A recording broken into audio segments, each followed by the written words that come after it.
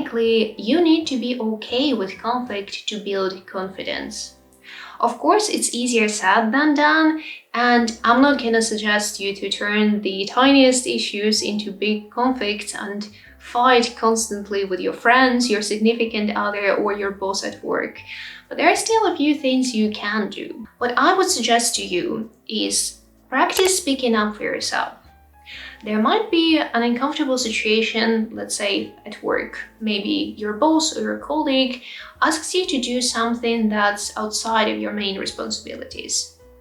You feel anger, you feel resentment, you feel frustration, but you can't really come up with the right words right in the moment when they ask you to take on this extra project. So what you do, you take a step back, you process your feelings, you come up with the right wording, and you get back to the situation. You say, hey, we just had a chat an hour ago, 2 hours ago, we had a chat a day ago. I really need you to think about what we discussed, but now that I look at my workload, I realize that it's too much. Can we maybe find someone else to take care of this task?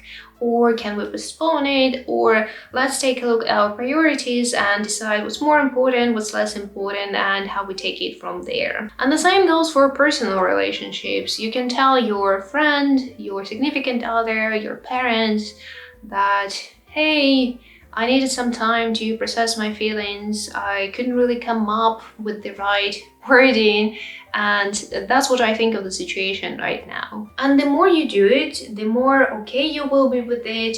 You will notice after a while that you can think on your feet much better than you used to. You will also notice that things don't go awry when you voice your opinions. Maybe you will be even more respected at work because your boss, your colleagues will know your boundaries and they will stop crossing them.